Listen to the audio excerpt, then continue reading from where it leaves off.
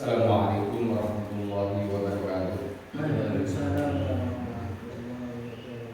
Billahilah wali syafaati Rasulillah sallallahu alaihi wasallam wa ala kulli niyatin salihah. Al-Fatihah. A'udzu billahi minasy syaithanir rajim. Bismillahirrahmanirrahim. Alhamdulillahi rabbil alamin. Ar-rahmanir rahim. Maliki yaumiddin. Iyyaka na'budu wa iyyaka nasta'in. Ihdinas siratal mustaqim. Siratal ladzina an'amta 'alaihim ghairil maghdubi 'alaihim waladdallin. Amin. Suma khususan ila ruhi musannif al-kitab Ibnu Rus al-Fatihah. A'udzu billahi minasy syaithanir rajim. Bismillahirrahmanirrahim. Alhamdulillahi rabbil alamin. Ar-rahmanir rahim. Maliki yaumiddin. Iyyaka na'budu wa iyyaka nasta'in. Ihdinas siratal mustaqim. Siratal ladzina an'amta 'alaihim ghairil maghdubi 'alaihim waladdallin. Rabbi ighfirli wa li walidayya wa lil mu'minina amin. Bismillah, alhamdulillah, wa syukurillah ala ni'amillah. Wassalatu wassalamu ala rasulillah wa ala alihi wa ashabihi wa mawalah. Wa la hawla wa la quwwata illa billah. Rabbi shrah li sadri wa yassir li amri wahlul 'uqdatam min lisani yafqahu qawli. Amin. Qala ta'ala subhanaka la ilma lana illa ma 'allamtana innaka antal alimul hakim. Shadaqallahul azim.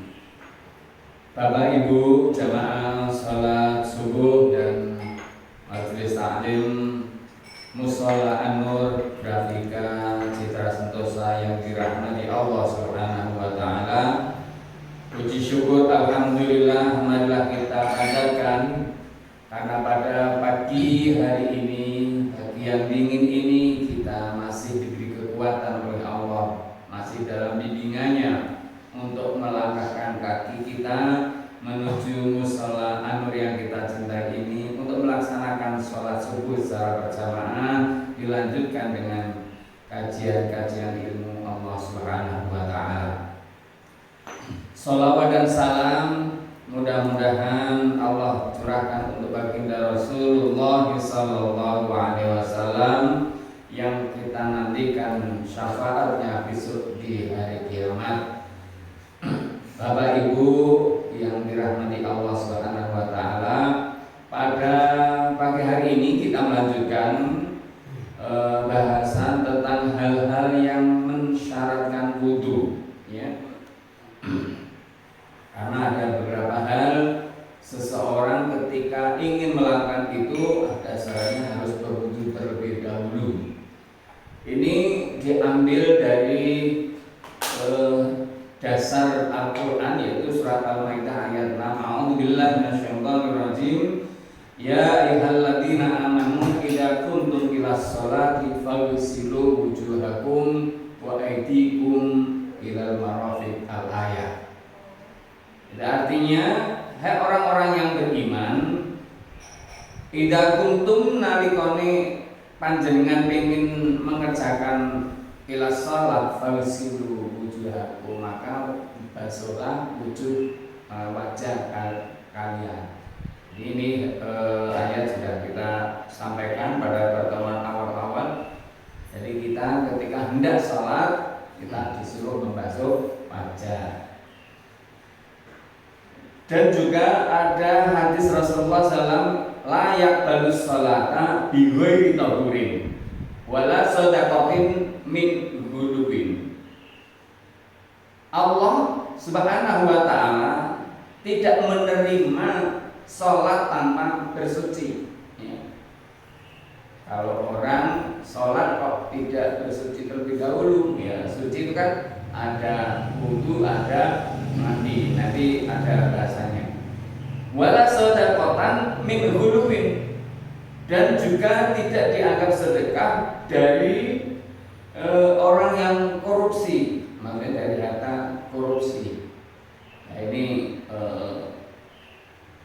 orang ibaratnya bersuci dengan air kotor. Kita mandi dengan air yang tercampur dengan najis, itu tidak bisa. Walaupun ada yang mengatakan kalau kecampur dengan itu kan kita bisa membersihkan dengan mensedekahkan. Tidak. Kalau korupsi beda. Kalau memang umpama dalam perdagangan tercampur sedikit karena memang di situ terjadi pokoknya tidak niat kita ambil. Kalau korupsi itu memang jelas-jelas niat untuk ambil. Jadi itu memang dilarang agama manapun itu melarang juga. Dalam undang-undang negara juga dilarang. Maka orang yang mengambil harta atau harta orang lain tanpa sepersetujuan atau dengan tidak cara yang baik, maka di situ dilarang. Maka orang yang bersedekah dengan harta dari korupsi itu tidak diterima. Berdasarkan ayat dan hadis tadi, maka para ulama sepakat bahwa bersuci merupakan salah satu syarat sahnya sholat. Jadi sholat itu banyak syarat-syaratnya, diantaranya adalah kita berwudu. Kendatipun mereka berbeda pendapat tentang apakah status bersuci ini sebagai syarat sah sholat atau syarat wajib sholat. Nah, ini wudu. Nah, ini ada perbedaan syarat sah sholat atau syarat wajib sholat. Ya. Ini kalau kita melihat dari kaidah usul, ma la yatimu illa bihi fahuwa wajibun. Sesuatu kalau tidak bisa sempurna dengan dari tadi, maksudnya dari sesuatu itu, maka sesuatu itu adalah wajib. Ya, ma la yatimu illa bihi fahuwa wajibun. Jadi kalau tidak dengan sesuatu itu, maka tidak bisa dilakukan, maka sesuatu ini adalah wajib. Baik dari itu, ya, yang namanya sholat itu merupakan harus suci, baik suci badannya, suci tempatnya, suci pakaiannya. Nah, itu merupakan syarat. Maka ini bukan sekedar syarat lagi, adalah sebuah kewajiban ketika orang melakukan sholat harus dalam keadaan suci. Di antaranya adalah dengan berwudu. Namun mereka sepakat bahwa bersuci adalah syarat semua sholat kecuali sholat jenazah dan sujud tilawah. Nah, ini ada perbedaan. Sudah, nanti jangan disangka dulu. Dalam kedua masalah ini terjadi perselisihan pendapat yang cukup kontroversial. Penyebabnya karena istilah sholat mungkin dapat digunakan untuk sholat jenazah dan sujud tilawah. Para ulama ahli fikih yang menganggap istilah sholat meliputi sholat jenazah dan sujud tilawah, mereka mensyaratkan bersuci pada keduanya. Jadi kalau yang ada ulama yang mengatakan bahwa yang namanya sholat ya mencakup semuanya, termasuk sholat jenazah. Tapi ada yang mengatakan sholat jenazah itu bukan termasuk sholat karena sholat di situ tidak ada rukuk dan sujudnya. Nah, ini nanti ada disampaikan di sini.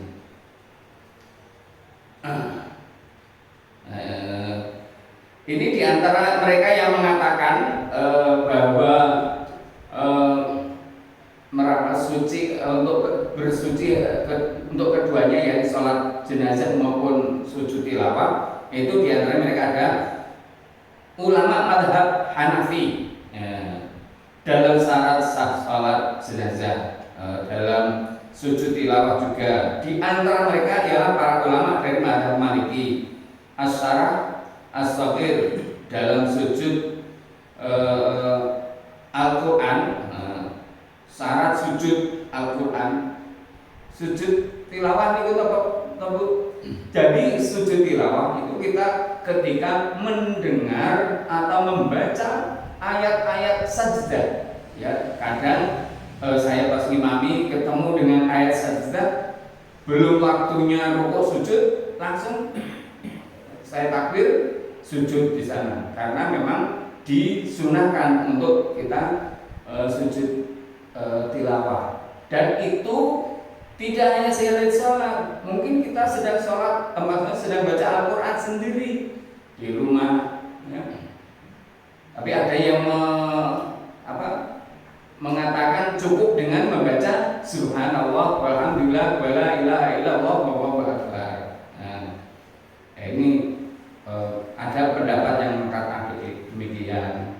Contoh wasjud wastarik. Nah, itu kan kalau khataman Al-Quran di juz amma itu kan Subhanallah, walhamdulillah, wala ilaha illallah, wallahu akbar.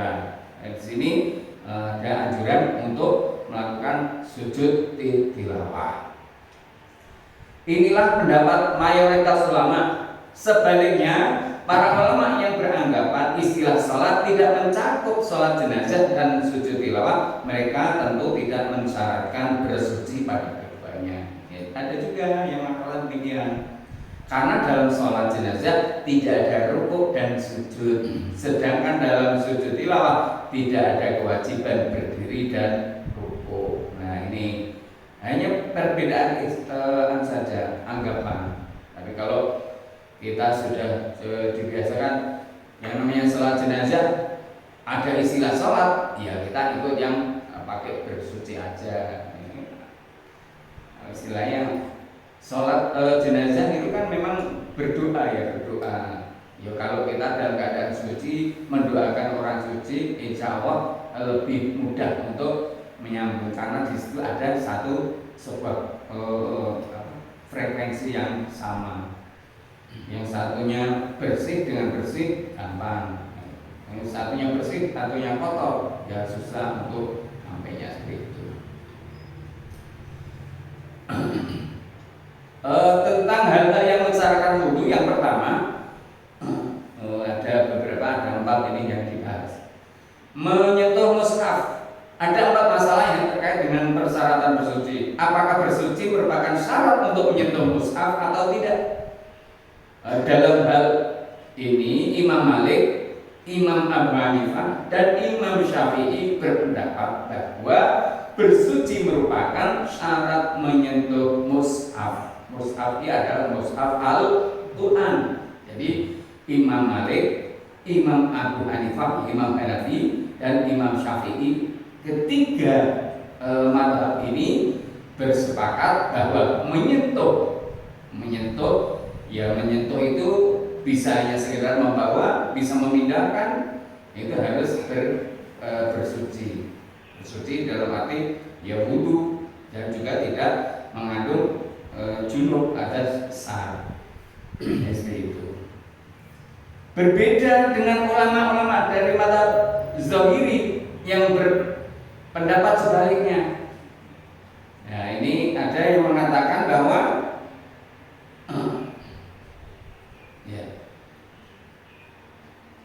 latar belakang perselisihan mereka ialah perbedaan persepsi mereka dalam memahami firman Allah Ta'ala, yakni la yamassuhu illal mutahharun. Tidak menyentuh mushaf maksudnya kecuali yang disucikan. Ini dalam surat Al-Waqiah ya, ayat ke-79. Kata al-mutahharun atau yang disucikan bisa dimaknai sebagai manusia dan malaikat. Ayat ini juga bisa diartikan sebagai khabar atau berita yang berisi larangan, atau kalimat berita yang tidak berkonotasi larangan. Jadi hanya sekedar informasi saja. Tapi ya kalau kita beranggapan bahwa Al-Quran mengatakan la yamassuhu illal mutahharun, tidak boleh menyentuh Al-Quran kecuali yang telah disucikan. Ini nanti ada mesti ada perbedaan pendapat. Maksudnya bersuci yang seperti apa? Apakah kita sebagai seorang muslim ini termasuk orang suci atau enggak? Ada yang mengatakan Orang yang masih kotor yaitu yang masih Nasrani, maksudnya masih belum Islam, itu dianggapnya najis. Gitu. Orang kafir itu najis. Tapi kalau orang Islam dianggapnya sudah suci. Ya, tapi lebih berhati-hatinya bersuci tidak hanya sekedar kita sebagai Muslim, tapi kita juga saat membaca Al-Quran, saat kita membawa Al-Quran, saat kita memindahkan Al-Quran dalam keadaan suci dari hadas besar, junub atau hadas kecil. Dalam kita punya wudu maksudnya. Ulama-ulama yang beranggapan bahwa yang dimaksud dengan kata al-mutahharun adalah manusia dan khobar tersebut berkonteks dengan kelarangan. Mereka mengatakan sesungguhnya hanya orang yang dalam keadaan suci saja yang boleh menyentuh Al-Quran. Sebaliknya ulama-ulama yang beranggapan bahwa ayat ini merupakan berita yang tidak berkonotasi larangan dan yang dimaksud dengan kata yang disucikan adalah malaikat. Mereka mengatakan kalau di dalam ayat ini tidak terdapat dalil yang mensyaratkan bersuci untuk menyentuh mushaf atau Al-Quran. Ya. Ini sumbernya sama, yakni Al-Quran, la yamassuhu illal mutahharun. Tetapi dalam penerimaan pentafsirannya antara ulama satu dengan ulama yang lain berbeda. Ada yang mengatakan la yamassuhu illal mutahharun tadi bahwa ya orang Islam dan orang kafir. Ada yang mengatakan manusia dan malaikat. Nah ini kan berbeda pendapat.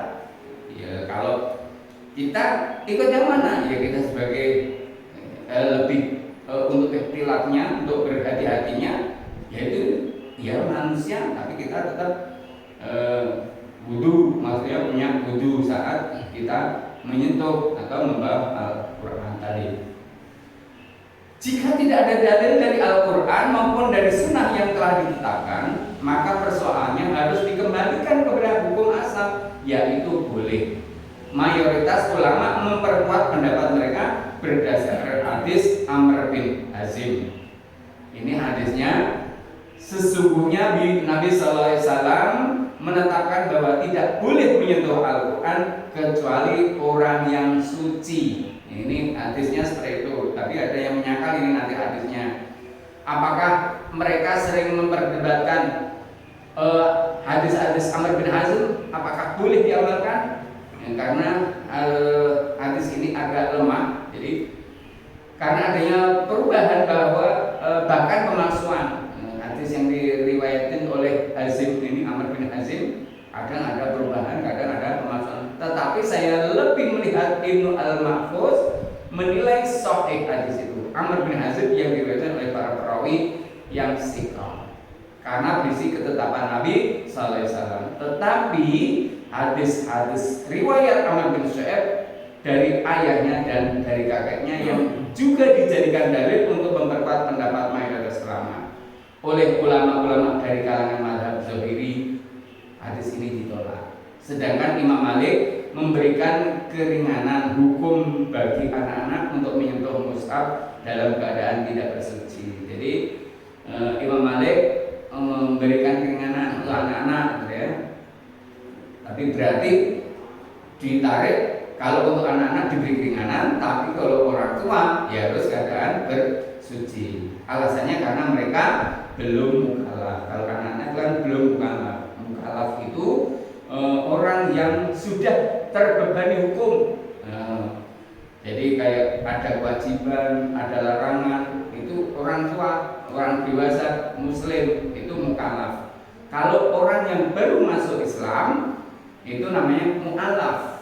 Ya, mu'alaf itu artinya lemah, ya lemah. Nah, jadi orang yang baru masuk Islam keimanannya masih lemah. Tapi kalau orang yang sudah lama masuk Islamnya, sudah tua, ya, masih sudah dewasa, dia disebut dengan mukallaf, orang yang terkenai beban hukum syarat maksudnya. Yang pertama tadi menyentuh Al-Quran, yang kedua adalah keadaan-keadaan yang orang yang junub. Ya ini. Para ulama berselisih pendapat tentang kewajiban berwudu bagi orang yang junub dalam beberapa keadaan. Pertama, jika seseorang hendak tidur dalam keadaan junub, menurut mayoritas ulama yang disunahkan berwudu terlebih dahulu. Bukan diwajibkan, ya, bukan diwajibkan, tapi disunahkan. Sedang menurut ulama-ulama dari kalangan mazhab Zahiri, ia wajib berwudu berdasarkan sebuah hadis sahih yang diriwayatkan oleh Umar. Pada suatu malam ia mengaku kepada Rasulullah SAW ia sedang junub.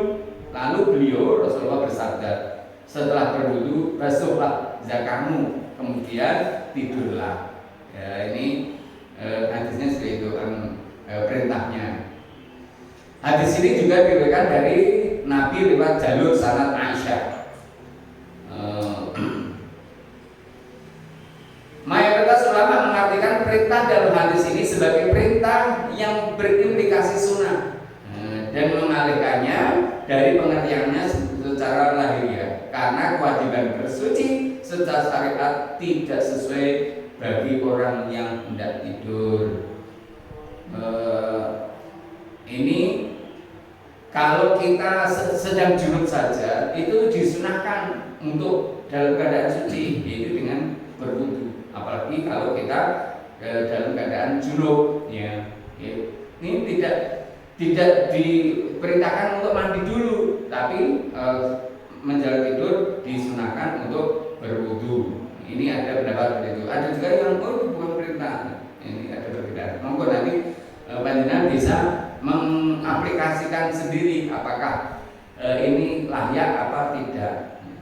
Jadi dasarnya seperti itu aja.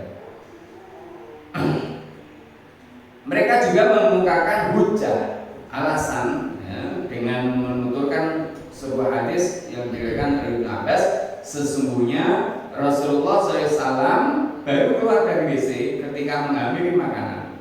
Dan para sahabat berkata, apakah tidak sebaiknya kami memberi air pada Anda untuk bersuci? Beliau bersabda, apakah saya ini akan sholat sehingga harus berwudu dahulu? Dalam suatu riwayat disebutkan, sesungguhnya Rasulullah ditanya, apakah Anda mau berwudu? Beliau menjawab, saya tidak hendak berwudu untuk melaksanakan sholat.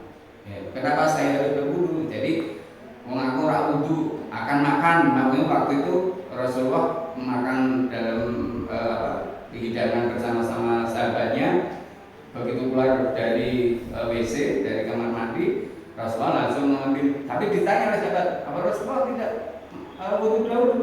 Jawab Rasulullah, saya tidak sholat kok wudu. Nah, jadi memang di sini ya ibaratnya kalau hadis ini memang dianggap lemah karena ini kayak percakapan gitu, kayak percakapan sebuah kejadian saja.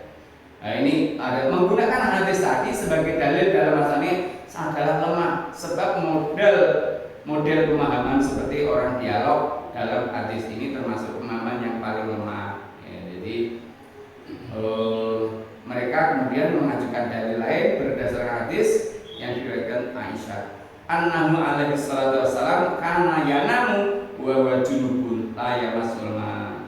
Sesungguhnya Nabi sallallahu alaihi wasallam tidur dalam keadaan junub tanpa menyentuh air wudu. Tetapi hadis ini pun dhaif. Hadis dhaif itu hadis yang lemah, dan kalau bisa kita menggunakan berdasarkan hadis ya jangan yang lemah, hadis yang sahih minimal hasan.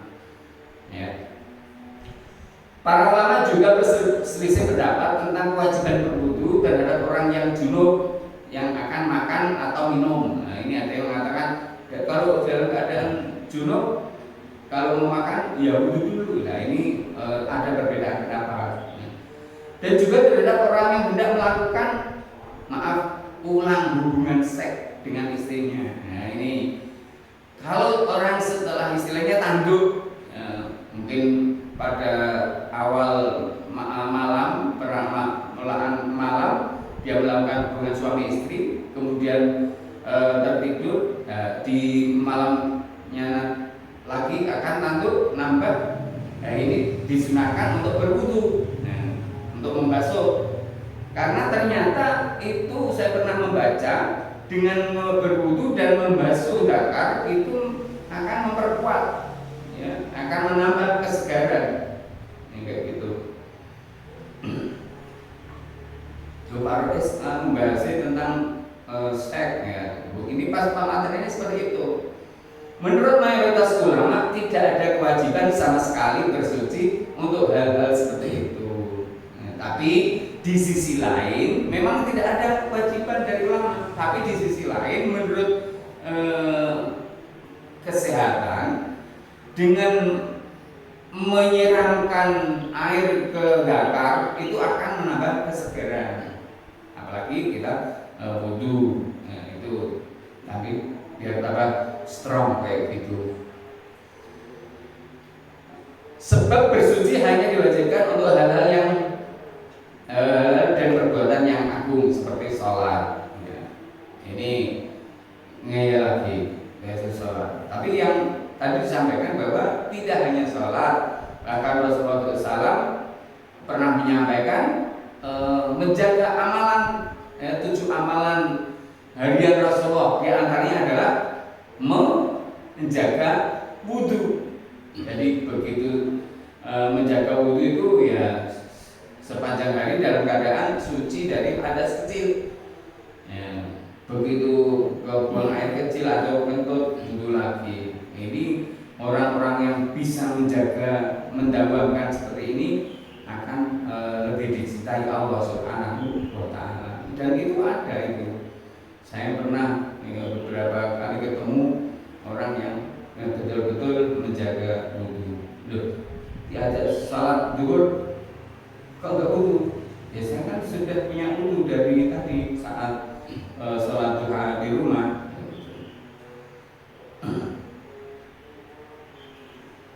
Sesungguhnya Nabi menyuruh orang junub yang hendak mengulangi lagi melakukan hubungan seks dengan istrinya supaya berwudu lebih dahulu. Ini ada penjelasannya. Hadis ini diriwayatkan oleh jamaah kecuali Bukhari saja dengan redaksi jika salah seorang kalian menggaul istrinya lalu ia mengulanginya hendaklah ia berwudu terlebih dahulu. Hadis ini bersumber dari Abu Sa'id Al-Khudri radhiyallahu anhu. Juga diriwayatkan oleh Ibnu Uzaimah, Ibnu Hibban dan Al-Hakim. Lihat ini dalam kitab Nailul Autor, jilid pertama halaman 254. Jadi sangat dianjurkan, ya, sangat dianjurkan. Ada juga riwayat yang mengatakan bahwa Nabi SAW melarang makan dan minum bagi orang yang junub sebelum ia berwudu. Tetapi ada riwayat lain yang memperbolehkan hal itu. Tadi kan sempat seperti dialog ya. Tapi memang yang seperti dialog tadi sifatnya lemah. Jadi kalau ada anjuran Rasulullah mengatakan bahwa dalam keadaan junub mau makan sebaiknya berwudu, dan kita pakai yang itu. Kalau bisa mandi dulu ya, mandi dulu. Kalau nggak bisa ya cukup sekedar berwudu. Yang ketiga melakukan tawaf. Ya, melakukan tawaf. Imam Malik dan Imam Syafi'i berpendapat wudu adalah syarat melakukan tawaf. Sementara Imam Abu Hanifah tidak mensyaratkannya. Ya, latar belakang perbedaan mereka berkisar pada apakah status tawaf bisa disamakan dengan sholat atau tidak. Soalnya terdapat riwayat hadis sahih sesungguhnya Rasulullah SAW melarang wanita yang sedang haid melakukan tawaf. Sebagaimana beliau melarang wanita yang haid melakukan sholat. Jadi memang bapak-bapak, ibu-ibu nanti kalau pas umroh ya pas idul kok dalam keadaan junub ya mungkin orang wanita haid ya tidak usah tawaf dulu, mungkin di luar atau tidak ke masjid dulu atau di luar. Kita melihat, duh Pak, ya mana tuh Pak, umpaya haji suwe ini kono Pak dilelah, biayanya larang. Nah, ya kalau datang, padahal orang yang sedang haid itu kan ada larangan masuk masjid, karena khawatir darah haidnya memotori masjid, naik di masjid. Tapi sekarang kan ada pembalut, aman. Ya, katakanlah boleh, berarti tidak boleh ikut tawaf, lupa. Terus dia suruh nunggu di sebuah tempat, nanti suaminya tawaf sendiri. Ya mungkin untuk tawaf sunnah atau ya kalau niat tawaf, karena tawaf itu sama dengan sholat. Ada yang mengangkat, ulama yang mengatakan bahwa tawaf itu sama dengan sholat. Jadi di Ka'bah, di Masjidil Haram itu Allah Subhanahu wa taala menurunkan 120 rahmat, ya, 120 rahmat. Yang 60 itu untuk orang yang tawaf, yang 40 untuk orang yang hanya memandang Ka'bah. Jadi pernah Rasulullah SAW ini siapa ya? Ada sebuah kisah. Kenapa kita harus memutari batu? Apakah ini tidak hanya sekedar batu biasa? Terus Rasulullah menjelaskan bahwa Rasulullah SWT menurunkan rahmatnya di sini sebanyak 120 rahmat. Yang 60 untuk yang tawaf, yang 40 untuk yang memandang. Jadi kita memandang Ka'bah saja itu akan mendapatkan rahmat. Jangan sekedar kita ya gitu aja, tidak ada seperti itu. Karena itu bangunan yang pertama kali dibuat oleh Allah Subhanahu Wa Taala di muka bumi. Jadi Ka'bah itu bangunan yang pertama kali dibangun oleh Allah di muka bumi. Jadi kalau pas haid ya tidak boleh tawaf kayak gitu. Dalam hal ini dijelaskan bahwa dari satu segi tawaf mirip dengan sholat, dan dengan beberapa hadis serta asar terdapat kesamaan istilah antara tawaf dan sholat. Oleh sebab itu hujah Imam Abu Hanifah yang menyatakan bahwa tidak semua perbuatan ibadah dapat terhalang oleh haid adalah lemah. Jadi sebab menurut mayoritas ulama bersuci adalah syarat untuk semua amalan ibadah asalkan tidak sedang dalam keadaan haid. Artinya jika sudah suci, ia boleh melakukan ibadah seperti puasa, sholat, dan tawaf.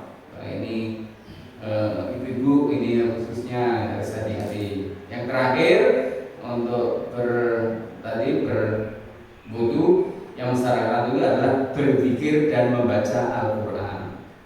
Mayoritas ulama berpendapat bagi orang yang tidak punya wudu boleh membaca Al-Quran dan berzikir kepada Allah. Ini mereka 4 mazhab, ya. Imam Abu Hanifah, Fikih Ahmad, ya sebentar. Tetapi menurut sebagian ulama yang lain, hal itu harus dilakukan dalam keadaan telah bersuci. Ya, ada yang mengatakan bahwa membaca Al-Quran harus bersuci, ada yang mengatakan tidak harus bersuci. Yang menjadi akar perbedaan tersebut ialah 2 hadis sahih yang terkesan saling bertentangan. Pertama, akbar Rasulullah SAW min nahmi bi'rin jamalin falaqiyahu rajulun fasallama alaihi falam yarudda alaihi hatta aqbala ala jidari famasaha biwajhihi wa yadayhi summa annahu radda alaihi salatu wassalam. Rasulullah SAW muncul dari arah sumur Jamal. Beliau berpapasan dengan seseorang yang mengucapkan salam, namun beliau tidak menjawab salam orang itu. Kemudian ia pergi ke suatu tembok dan mengusapkan wajah serta tangannya. Baru setelah itu Rasulullah berkenan menjawab salam. Nah ini karena Rasulullah tayamum waktu itu, ya. Kedua, hadis riwayat Ali, sesungguhnya tidak ada sesuatu pun yang menghalangi Rasulullah SAW untuk membaca Al-Quran kecuali jenabah. Ya, jadi ini sepertinya hadis ini bertentangan. Rasulullah membaca Al-Quran, ya pokoknya asal tidak dalam keadaan junub, ya Rasulullah membaca Al-Quran. Menurut mayoritas ulama, hadis yang kedua tadi menasah hadis Hadis kedua tadi menasah hadis kedua, maksudnya gimana? Hadis menasah itu membasuh, menghapus. Ya. Para ulama yang mewajibkan berwudu bagi orang yang berzikir kepada Allah, mereka mengunggulkan hadis yang pertama. Jadi memang ada dua pendapat tentang hal ini. Jadi Rasulullah melakukan menjawab salam itu kan istilahnya mendoakan untuk orang yang beruntung tadi. Nah, Rasulullah tidak menjawab dulu sebelum berwudu. Nah, karena ingin doanya dikabulkan, maka Rasulullah berwudu dulu, wudu dengan tayamum tadi, menempelkan tangannya ke tembok tadi, ya baru menjawab salam. Kalau orang yang mengatakan tadi bahwa Rasulullah membaca Al-Quran dalam setiap saat apapun kecuali dalam keadaan junub, nah ini sudah dihapus menurut ulama yang mengatakan tadi. Jadi bahwa berwudu untuk berzikir dan membaca Al-Quran ini sangat dianjurkan oleh beberapa imam mazhab. Oleh karena itu yang kita lebih berhati-hati di samping yang orang yang sering melakukan wudu, ya itu akan membersihkan jiwa kita, membersihkan badan kita, membersihkan pikiran kita.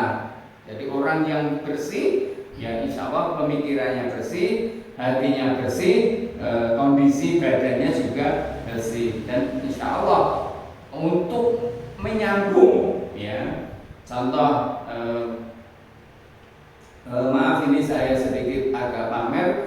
Setiap hari saya membaca sholawat. Kalau pas sholat duha, sholatnya pulangnya lama-lama terus. Ya saya berusaha dalam setiap hari itu membaca sholawat minimal 1000. Ya, karena saya pernah mendengar membaca sebuah hadis bahwa amalan atau doa yang tidak pernah ditolak adalah sholawat.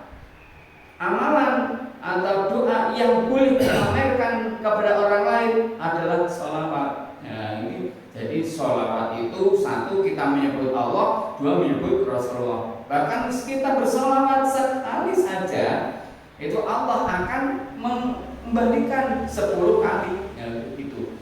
Jadi ya beginilah, kita berusaha untuk mendekat pada Rasulullah SAW, ya. Assalamualaikum warahmatullahi ya Sayyidi ya Rasulullah dan banyak macam sholawat, silakan. Assalamualaikum ya ayuhan nabi warahmatullahi wabarakatuh. Bahkan Allah Subhanahu wa taala sendiri pun, ya, mengucapkan selawat kepada Rasulullah saat Mi'raj ke Sidratul Muntaha. Ya, waktu itu kan Assalamualaikum ayuhan nabi warahmatullahi wabarakatuh. Itu Allah menyampaikan salam kepada Rasulullah SAW. Saat kita baca tahiyat itu, maka kita saat baca tahiyat itu kita hati-hati, kita dalami, kita hayati, karena itu dialog antara Allah dan Rasulullah SAW. Jadi ya kalau kita dalam keadaan bersih, suci sudah punya wudu, ya, enak kayak gitu, seperti itu. Mungkin hanya itu pembahasan pada pagi hari ini, karena setelah ini tentang mandi, ya tadi kan kita wudu, pekan depan insya Allah tentang mandi. Mungkin dari Bapak Ibu ada yang perlu didiskusikan atau akan menambah penjelasan, monggo silakan. Kita tutup dulu, ya, untuk pertemuan ini dengan walhasil dan doa kafaratul majelis. Bismillahirrahmanirrahim. Wal asri innal insana lafi khusrin illa alladziina aamanu wa 'amilus shalihati wa tawassaw bil haqqi wa tawassaw bis sabr. Subhanallahumma wa bihamdika asyhadu an la ilaha illa anta astaghfiruka wa atubu ilaik. Monggo Bapak Ibu yang akan berdiskusi, akan menambah keterangan, silakan. Dari saya dalam penyampaian mungkin ada yang kekurangan, ada yang kelewatan